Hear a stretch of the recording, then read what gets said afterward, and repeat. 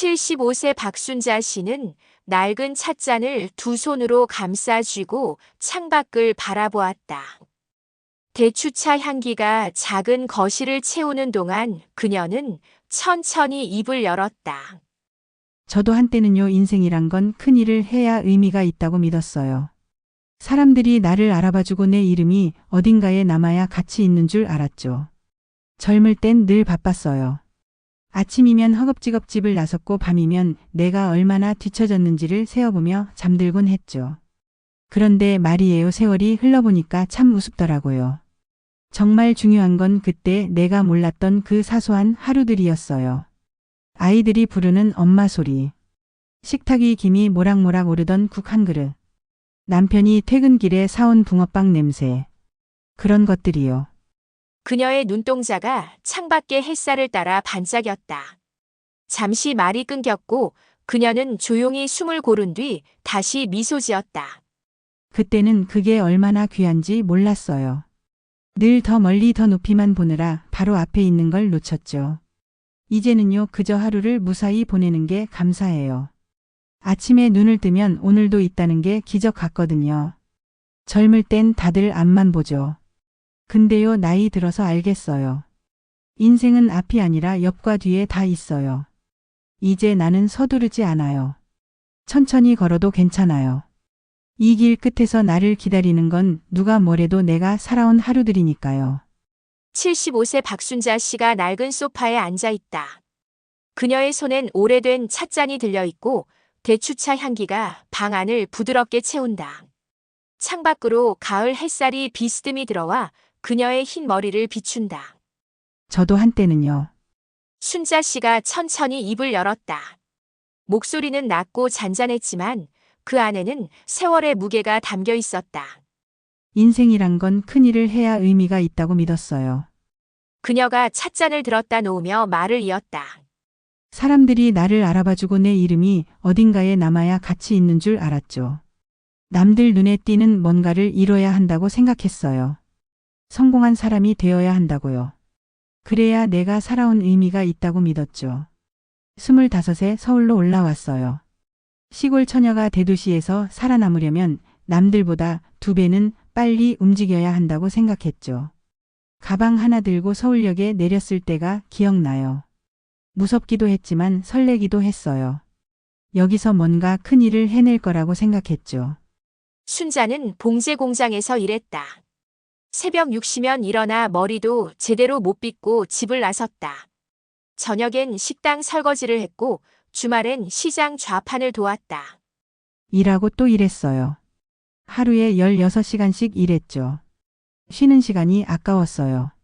남들이 쉴 때 나는 더 일해야 한다고 생각했죠. 그래야 앞서갈 수 있다고요. 매일이 전쟁 같았어요. 쉬는 날도 아까웠죠. 친구들이 명동에 놀러 가자고 해도 안 갔어요. 그럴 시간에 일을 더 해야 한다고 생각했죠.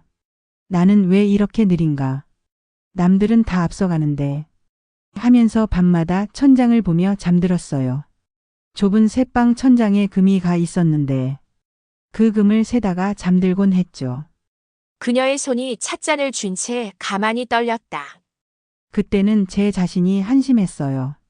아무것도 아닌 것 같았죠. 늘 모자란 사람 같았어요. 공장 사장님이 칭찬해줘도 아직 멀었다고 생각했고 월급이 올라도 여전히 부족하다고 느꼈어요. 만족이라는 걸 몰랐던 것 같아요. 늘 목마른 사람처럼 더하고 외쳤죠. 순자 씨가 창밖을 바라본다. 바람에 나뭇잎이 흔들린다. 저 나뭇잎처럼 흔들리지 않으려고 발버둥 쳤던 것 같아요. 근데 말이에요. 그 시절이 지금 생각해보면 참 아름다웠어요. 그땐 몰랐지만요. 공장 동료들이랑 점심 먹으면서 웃었던 일. 퇴근길에 붕어빵 사 먹으면서 행복했던 순간들. 주말에 한강 나가서 라면 끓여 먹던 그 시간들. 다 소중했는데 그땐 몰랐어요. 그저 시간 낭비라고만 생각했죠.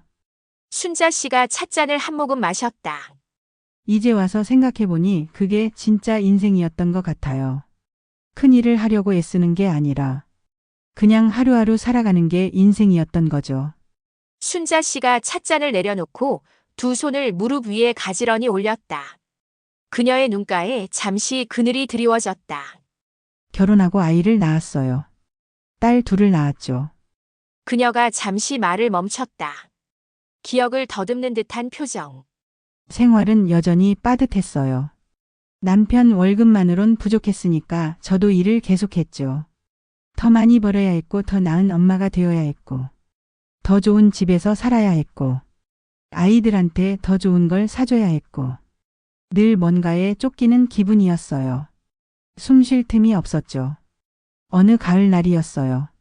첫째 딸 지혜가 학교에서 달려왔어요. 손에 상장을 쥐고 있었죠. 엄마, 나 칭찬받았어. 선생님이 그림 잘 그린다고 상 줬어. 딸의 목소리가 골목 끝까지 울렸어요. 숨을 헐떡이면서도 눈이 반짝반짝 빛났죠. 그 상장을 받기 위해 얼마나 노력했는지 아이 얼굴에 다 써 있었어요. 하지만 저는 부엌에서 저녁 준비를 하고 있었어요. 냄비에서 국이 끓고 빨랫감이 쌓여 있고 시장 가방을 챙겨야 했고 해야 할 일이 산더미였죠. 잠깐만 엄마 지금 바빠. 거기 놔둬. 짧게 던진 말이었어요. 그 순간 딸의 표이 어떻게 변했는지 지금도 선명하게 기억나요. 지혜의 얼굴이 순간 어두워졌어요. 반짝이던 눈빛이 꺼졌죠. 상장을 꼭 쥔 채 방으로 들어갔어요. 문 닫는 소리가 너무 조용했어요. 그게 더 마음 아팠어요. 순자 씨의 눈에 눈물이 맺혔다. 그날 밤이요. 저녁 먹고 설거지하고 빨래 널고 밤 11시가 넘어서야 딸 방에 들어갔어요. 지혜가 제 옆에 누워서 자고 있었는데 손에 그 상장을 꼭 쥐고 있더라고요. 자면서도 놓지 않았어요. 그걸 보는 순간 가슴이 무너지는 것 같았어요. 그녀가 눈물을 닦았다. 그때 알았어야 했는데 그게 얼마나 소중한 순간이었는지. 딸한테는 세상에서 제일 큰 일이었을 텐데 엄마한테 보여주고 싶어서 뛰어왔을 텐데 나는 그걸 나중에로 미뤘어요. 바쁘다는 핑계로요. 순자는 말을 이었다. 그런 일이 한두 번이 아니었어요. 아이들 운동회 날도 일 때문에 못 갔고 학예회도 못 갔고 부모 상담 날도 남편이 혼자 갔고 생일 케이크도 가게에서 산 거였고 남편 생일도 깜빡했고 결혼기념일도 잊어버렸고 늘 다음에 나중에 했죠. 미안해 엄마 바빠. 다음에 해줄게. 나중에 시간 나면. 그런 말만 반복했어요. 그녀가 고개를 저었다. 근데 다음은 안 와요. 그냥 지나가 버려요. 아이들은 자라버리고 순간들은 사라져버리고 그리고 돌이킬 수가 없어요. 어느 날 남편이 퇴근길에 붕어빵을 사왔어요. 따뜻한 김이 봉지에서 피어올랐죠. 여보, 오늘 길에서 사왔어. 당신 좋아하잖아. 남편이 웃으며 내밀었어요. 하지만 저는 피곤해 지쳐 소파에 앉아 눈을 감고 있었어요. 온몸이 무겁고 머리가 아팠고 그냥 쉬고 싶었어요. 고마워요. 나중에 먹을게요. 목소리도 힘이 없었죠. 남편이 조용히 붕어빵을 식탁에 놓았어요. 김이 천천히 식어갔어요. 그날 밤 그 붕어빵은 굳어버렸고 결국 버렸어요. 그 붕어빵 냄새가 아직도 기억나요. 순자 씨가 쓸쓸히 웃었다. 남편이 세상 떠난 지 벌써 5년이 됐어요. 이제 아무리 그 냄새를 맡고 싶어도 못 맡아요. 아무리 미안하다고 말하고 싶어도 들어줄 사람이 없어요. 시간은 그렇게 잔인해요. 기회를 다시 주지 않아요. 여보, 오늘 길에서 사왔어. 당신 좋아하잖아. 하지만 순자는 피곤해 지쳐 소파에 앉아 눈을 감고 있었다. 고마워요. 나중에 먹을게요. 남편이 조용히 붕어빵을 식탁에 놓는다. 김이 식어간다. 그 붕어빵 냄새가 아직도 기억나요. 순자 씨가 쓸쓸히 웃었다. 남편이 세상 떠난 지 벌써 5년이 됐어요. 이제 아무리 그 냄새를 맡고 싶어도 못 맡아요. 순자 씨가 다시 찻잔을 들었다. 차는 이미 식었지만 그녀는 천천히 한 모금 마셨다.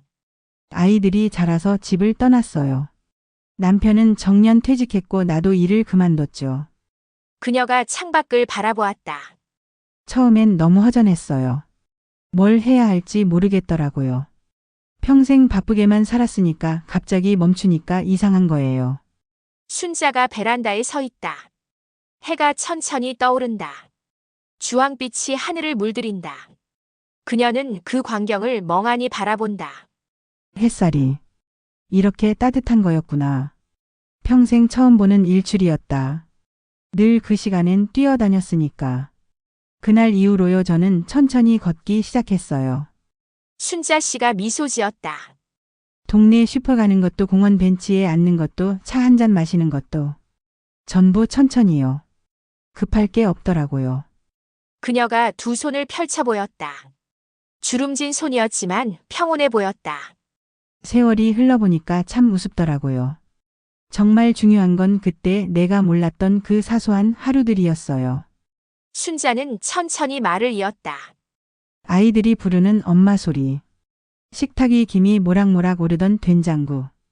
남편이 사온 붕어빵 냄새. 빨래를 널며 들었던 라디오 소리. 그녀의 목소리가 떨렸다. 그게 다 제 인생이었어요. 근데 그땐 몰랐죠. 그냥 지나가는 일상인 줄만 알았어요. 순자와 첫째 딸 지혜가 카페에서 마주 앉아 있다. 지혜는 피곤한 얼굴로 커피를 마신다. 엄마, 나 요즘 너무 피곤해. 뭔가 계속 쫓기는 것 같아. 일도 많고 애들 뒷바라지하느라 숨 쉴 틈이 없어. 순자가 딸의 손을 잡았다. 천천히 가도 괜찮아. 내가 지금 걷고 있는 그 길 자체가 인생이야. 엄마, 끝에 뭐가 있는지만 보지 말고 옆도 보고 뒤도 봐. 거기 다 내가 있어. 내 아이들이 있고 내 남편이 있고 내 하루하루가 있어. 지혜의 눈시울이 붉어졌다. 엄마도 그렇게 살았어. 순자가 쓸쓸히 웃었다. 아니, 엄마는 못 살았어. 그래서 너한테는 알려주고 싶었어. 순자 씨가 찻잔에 남은 차를 마저 마셨다. 이제는요, 그저 하루를 무사히 보내는 게 감사해요. 아침에 눈을 뜨면 오늘도 있다는 게 기적 같아요. 그녀가 창문을 열었다. 시원한 바람이 들어왔다. 예전엔 바람이 스치면 춥다고 불평했는데 이젠 그 바람마저 고마워요. 살아있으니까 느낄 수 있는 거잖아요. 순자 씨가 천천히 일어섰다. 젊을 땐 다들 앞만 봐요. 근데요, 나이 들어서 알겠더라고요. 인생은 앞이 아니라 옆과 뒤에 다 있어요. 그녀가 창밖을 바라보았다. 내 곁에 있던 사람들, 지나간 기억들. 그게 결국 나라는 사람을 만든 거더라고요. 마지막으로 그녀는 이렇게 덧붙였다. 이제 나는 서두르지 않아요. 천천히 걸어도 괜찮아요. 이 길 끝에서 나를 기다리는 건 누가 뭐래도 내가 살아온 하루들이니까요. 순자 씨는 지금도 매일 아침 대추차를 끓인다. 천천히. 서두르지 않고. 그 시간이 그녀의 하루 중 가장 빛나는 순간이다.